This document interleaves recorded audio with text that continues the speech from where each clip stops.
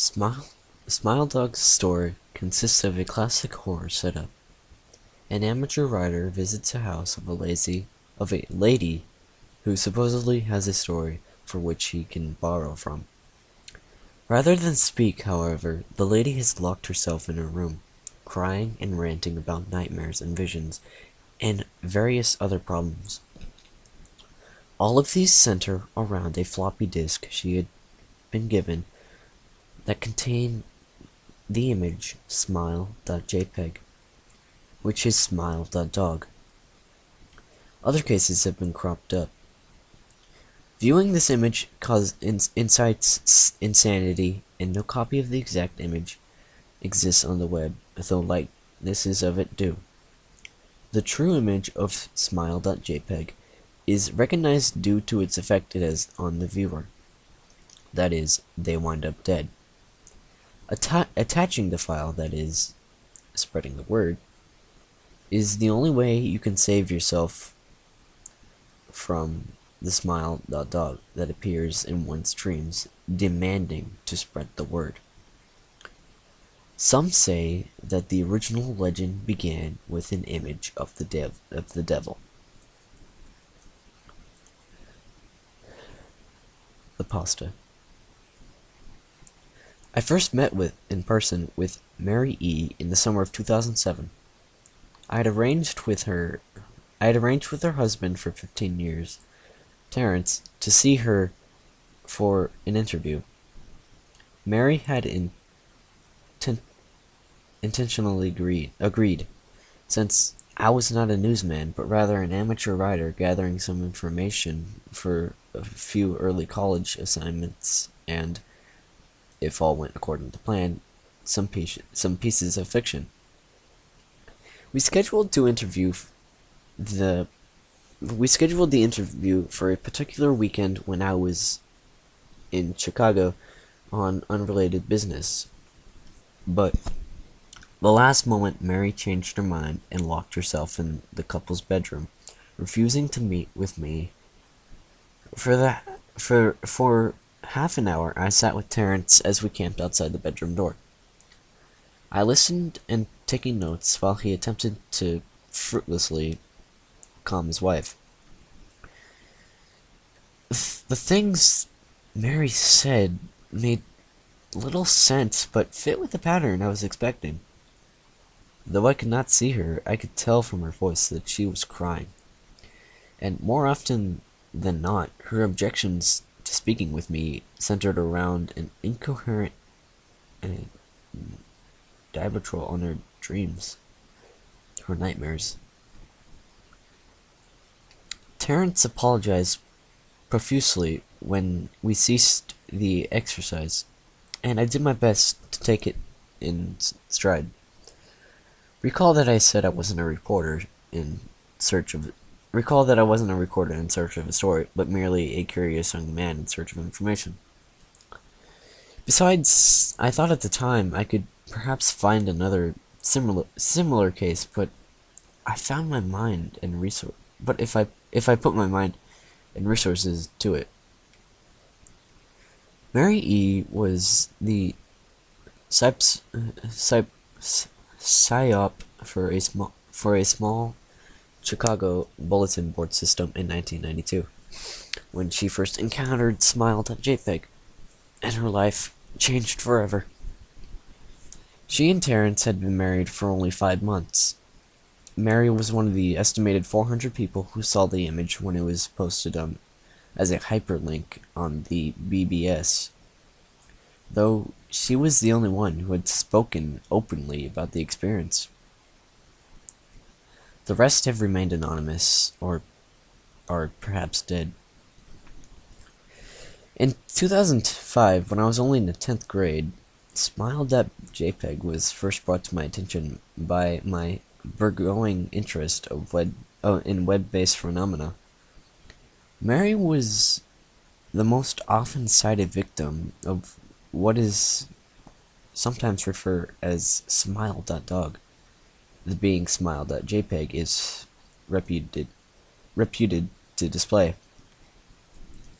What caught my interest, other than the obvious macabre elements of a cyber legend and my proactivity towards such things was the sheer lack of information, usually to the point that people don't believe in it, don't believe it even exists, that is, then it is as a rumor or hoax.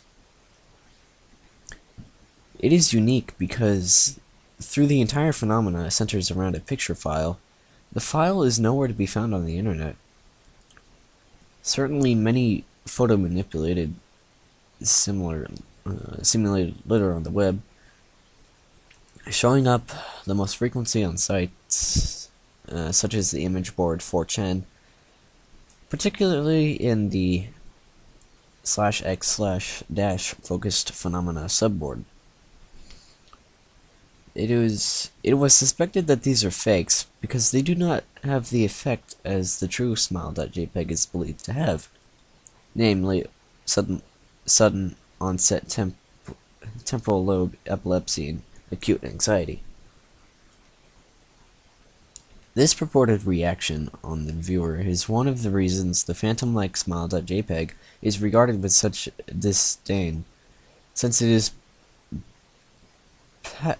patently absurd, though depending on whom you may ask, the rectalents to acknowledge smile.jpg's existence might be just as much out of fear as it is out of disbelief. Neither smile.jpg nor smile.dog is mentioned anywhere on Wikipedia, though the website features articles on such other, perhaps scandalous shock sites as or hello.jpg or Two Girls One Cup. Any attempt to create a page pertaining to smile.jpg is summarily deleted by any of the encyclopedia's many admins. Encounters with smile.jpg are stuff of internet legend. Mary E's story is not unique. There are unverified rumors of smile.jpg showing up in the early days of the Usernet, and perhaps one of the President tale in 2002 of a hacker that flooded the forums of humor and satire website Something Awful with a deluge of smile.dog pictures, rendering almost half the forum's users at the time epileptic. It is said that in the mid to late 90s that smile.jpg circulated on onset and on the Usernet and as an attachment to a chain email, which is the subject line of "Smile, God loves you." Yet, despite the huge exposure that these stunts would generate, there were a few people who admit having experienced any of them and have no trace of the file or any link that has ever been discovered. Those who claim that they have seen smile.jpg often weakly joke that they were too busy to save a copy of the picture to their hard drive. However, all alleged victims offer the same description of the photo. A dog-like creature, usually described as appearing similar to a Siberian husky, illuminated by the flash of a camera, sits in a dim room. The only background detail that is visible being a human hand extending from the darkness near the bottom left side of the frame. The hand is empty, but is usually described as beckoning. Of course, most attention is given to the dog, or dog creature, as some victims are more certain than others that they claim to have seen. The muzzle of the beast is reputably split with a wide grin, revealing 2 rows of very white, very straight, very sharp, very human-looking teeth. This, of course, not a description given immediately after viewing the picture, but rather a recollection of the victims, who claim to have seen the picture endlessly repeated in their mind's eye during the time that they were, in reality, having epileptic fits. These fits are reported to continue intermin- intermin- inter, inter, These fits are reported to continue indeterminately, often while the victims sleep, resulting in very vivid and disturbing nightmares. These may be treated with medication, though in some instances it is more effective than others. Mary E., I assume, was not on effective medication. That is why after my visit to her apartment in 2007, I sent out feelers to several folklore and urban legend-oriented news groups, websites, and mailing lists, hoping to find the name of a supposed victim of Smile.jpg who felt more interested in talking about his or her experiences. For a time, nothing happened, but at length I forgot completely about my pursuits, since I had begun my freshman year at college and was quite busy. Mary contacted me via email, however, near the beginning of March 2008, to jml at something.com, from Mary E. at something.net.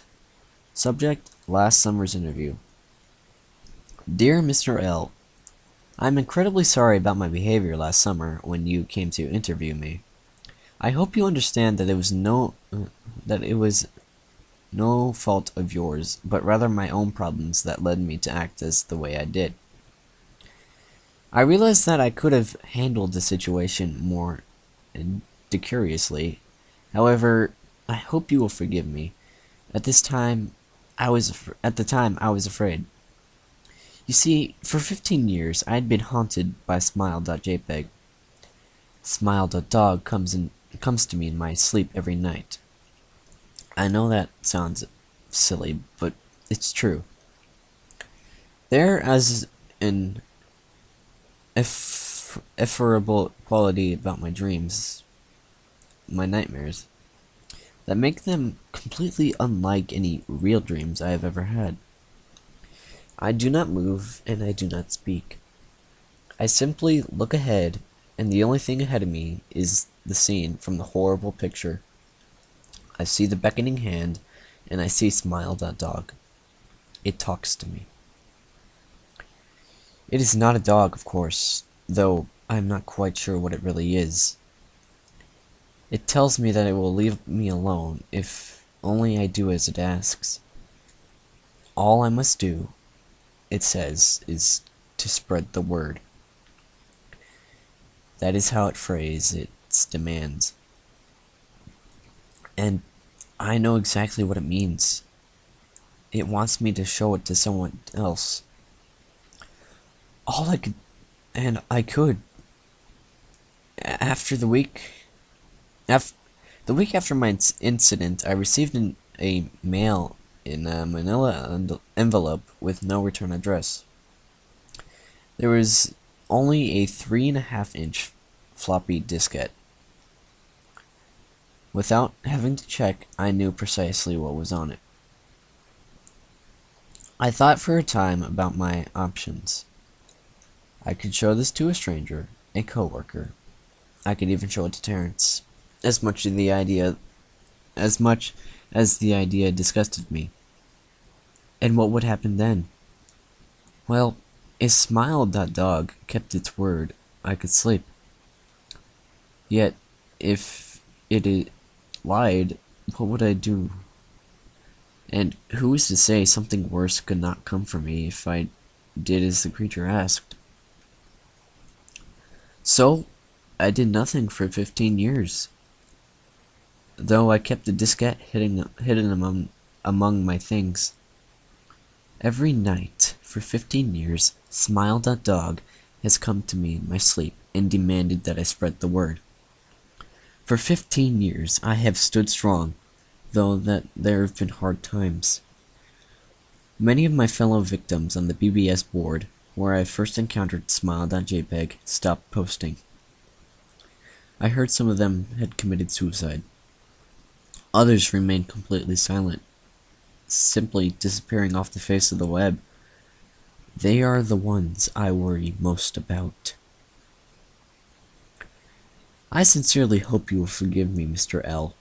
But last summer, when you contacted me and my husband about an interview, I was near the breaking point. I decided I was going to give you the floppy diskette. I did not care if Smile.dog was lying or not. I wanted it to end.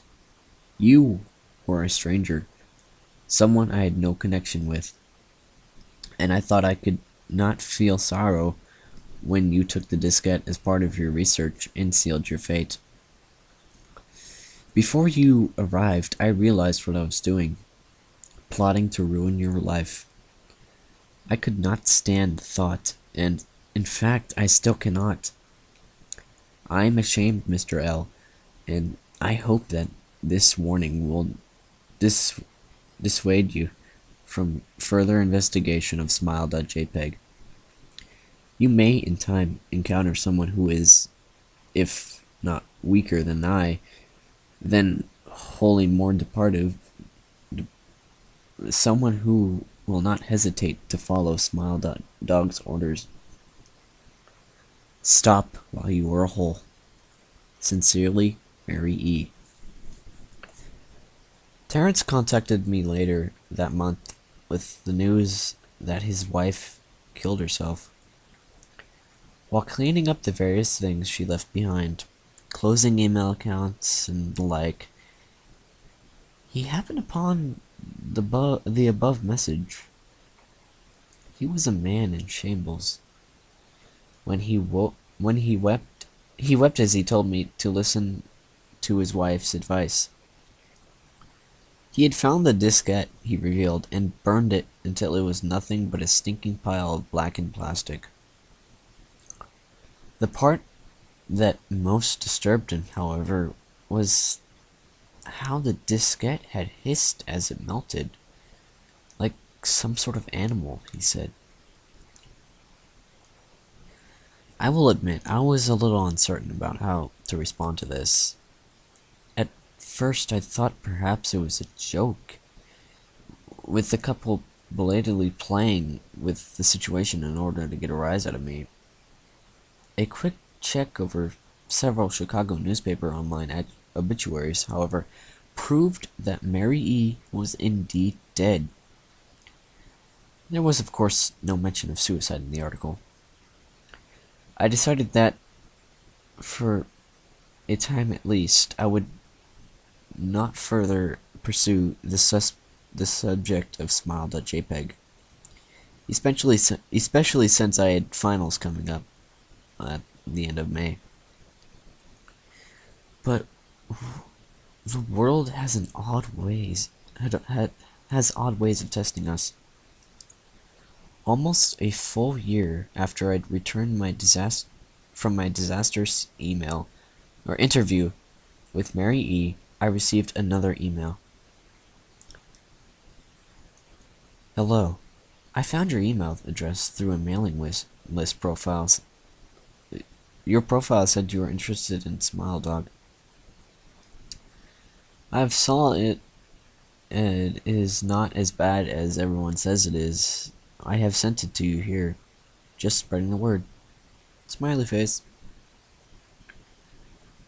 The final line chilled me to the bone. According to my email client, there was one file attached called, naturally, Smile.jpg. I considered downloading it for some time. It was most likely a fake, I imagined, and even if it weren't, I was never wholly convinced Smile.jpg's particular powers. Mary E.'s account had shaken me, yes, but she was probably mentally unbalanced anyway. After all, how could a simple image do what Smile.jpg has said to accomplish? What sort of creature was it that could break one's mind with only the power of the eye. And if such things were patently absurd, then why did the legend exist at all? If I downloaded the image, if I had looked at it, and Mary turned out to be correct, if Smile.dog came to me in my dreams demanding that I spread the word, what would I do? Would I live my life as Mary had, fighting against the urge to give in until I died? Or would I simply spread the word, eager to put to rest? And if I chose the latter route, how could I do it? Whom would I burden in turn? If I went through with my earlier intention to write a short article about Smile.jpg, I decided I could attach it as evidence. And anyone who read the article, anyone who took interest, would be affected. And even assuming the Smile.jpg attached to an email was genuine, I would be